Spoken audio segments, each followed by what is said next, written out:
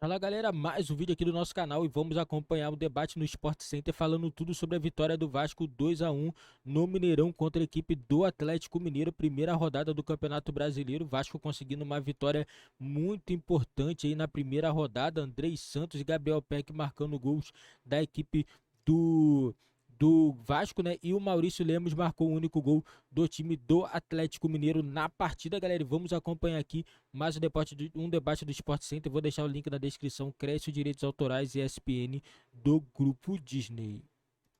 Porque estamos falando dos mandantes terem começado bem como visitantes, se confirmarem um bom resultado. Como é que você imagina essa panela de pressão, mas não dando o devido desconto, porque é difícil isolar as coisas, mas tentando ver essa performance que não foi ruim hoje, aquele resultado que dava para ter sido diferente? Eu acho que, assim, um dos pontos que vale a gente destacar é o início de partida. Então, quando você já oferece espaço e oportunidade para o time adversário, você... O Libertad foi assim também. Exatamente. Então, você corre o risco de ter que correr atrás do resultado. Exato. E correr atrás do resultado de um time que tem uma folha salarial menor, mesmo com SAF, enfim, né, o investimento, ele segura um pouquinho o pé. Um time que está subindo para a Série A, que você é grande favorito, fica difícil porque é um time que vai se fechar. E o Vasco se fechou. O Atlético teve a bola praticamente o tempo todo e o Vasco colocou todo o seu time lá atrás. Então fica difícil, você começa a não conseguir mais trabalhar jogadas que normalmente você trabalharia com mais tranquilidade. Vem a pressão da torcida, vem essa pressão, como eu disse, de um bastidor que já estava um pouco turbulento. Então fica nessa expectativa, né? Eu tô com você.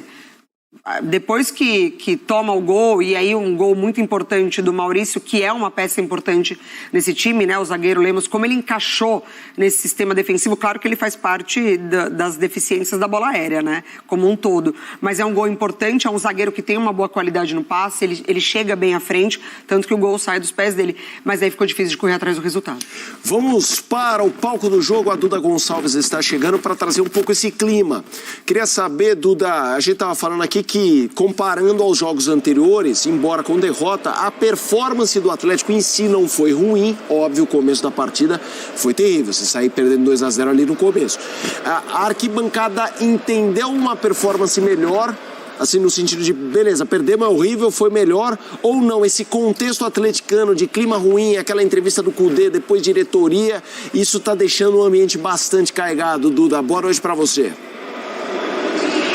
Ei, Mota, um abraço para você, para os nossos colegas e também para o Fã de Esportes. Eu estava acompanhando vocês falando sobre essas partidas do Atlético que já tiveram jogos piores e que o Atlético conseguiu sair vencedor. E essa também é a impressão que passa, né? Nós ficamos aqui bem ao lado da análise de desempenho do Atlético e durante toda a partida foi bem essa sensação mesmo, porque o Atlético teve muitas chances, duas bem claras com o Paulinho, o Lemos também, né, criou, além da chance do gol, uma última chance aqui já no finalzinho da partida e que o Atlético poderia sim ter saído com um resultado melhor, um empate ou até mesmo uma vitória. Claro, também contou com as boas intervenções do Léo Jardim, mas poderia ter saído com um resultado melhor.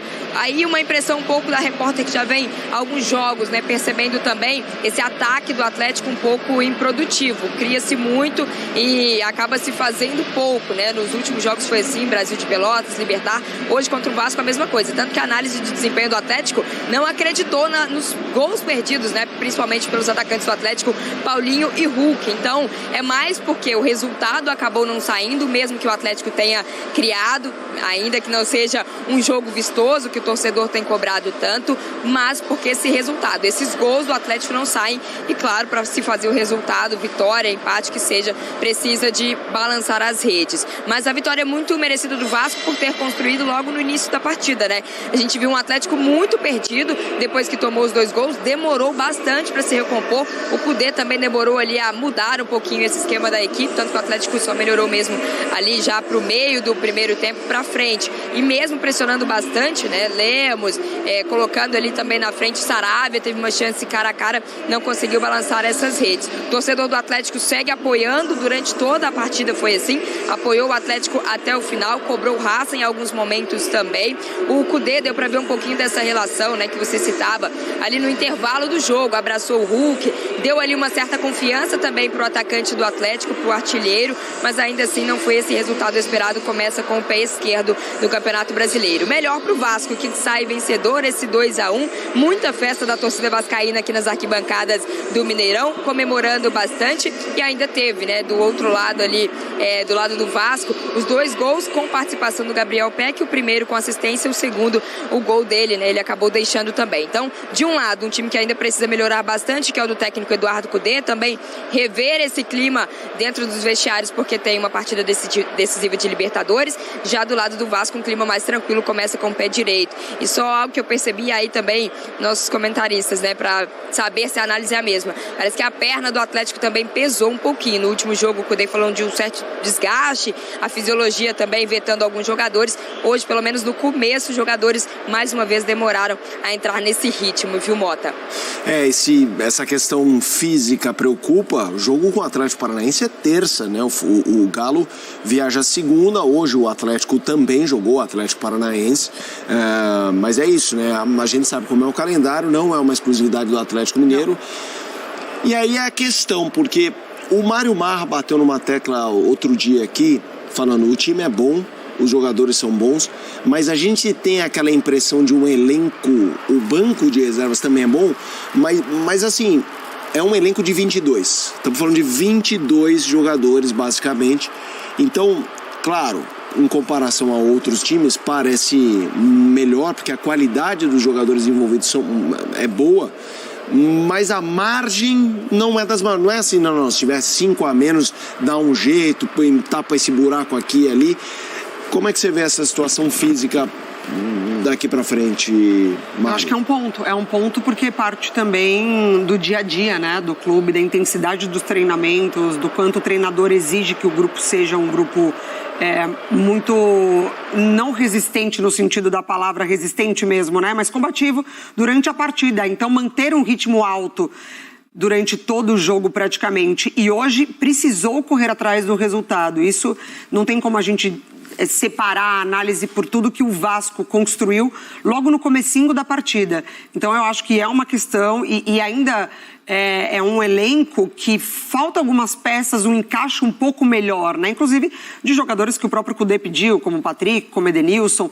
Então é um começo de temporada que o Atlético ele apresenta pontos muito interessantes, como, por exemplo, o entrosamento de Hulk com Paulinho, mas conforme as partidas vão acontecendo, você começa a perceber que o encaixe ele pede muito mais do que só a dupla de atacantes funcionando lá na frente, né?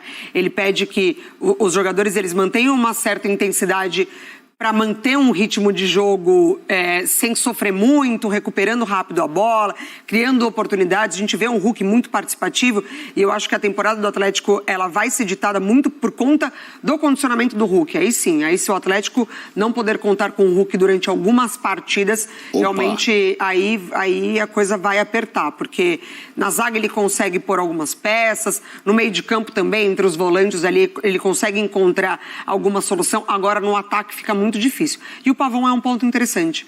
É um jogador em crescimento, eu acho que dá para falar um pouco dele sobre um recurso a mais desse ataque do Atlético. Hoje ele criou algumas oportunidades, inclusive que você vê até de personalidade do jogador chamando a responsabilidade em determinado momento. Então eu concordo com o Marra. É um elenco bom, com um treinador bom, que tem condições de apresentar um trabalho interessante, mas é um calendário que a gente vê que volta e meia mina, né? Esse tipo de situação em diversos clubes e o Atlético faz parte disso também. Olha, a gente vai mostrar já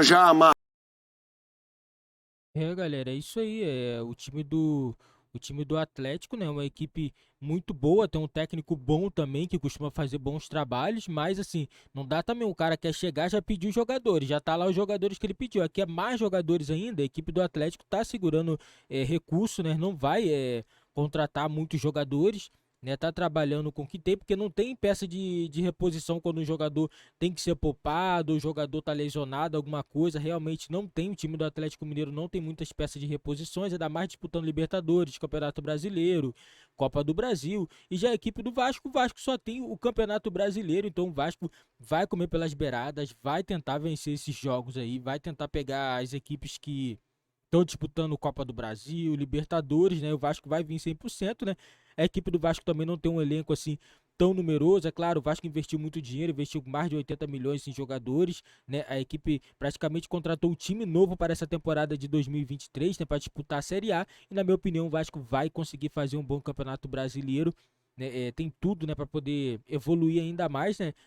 Fica bem nítido que desse tempo pra cá, sem contar o amistoso que o Vasco perdeu para o Atlético, aquilo ali pra mim não conta muito, né, que o Vasco jogou muito mal, né, mas o Vasco evoluiu bastante, tem alguns jogadores que precisam se encaixar melhor, principalmente o Pedro Raul, que na minha opinião ainda não é o Pedro Raul do Goiás, né? É outro Pedro Raul, ainda não conseguiu ainda deslanchar na equipe do Vasco, mas aos poucos, quem sabe, ele pode encaixar durante a temporada. Já a equipe do Atlético Mineiro é uma equipe que tem que dar resultados o mais rápido possível, tá na fase de grupo da Libertadores, vai ter jogos importantes, então o tempo aí para o Atlético evoluir é muito mais rápido do que para o Vasco. O Vasco tem a temporada inteira aí, né, pro Campeonato Brasileiro, e já a equipe do Atlético tem várias competições, então tem que dar um resultado o mais rápido possível, galera. Esse foi o vídeo do nosso canal. Eu vou ficando por aqui. Valeu, fui. Nos vemos aí no próximo vídeo.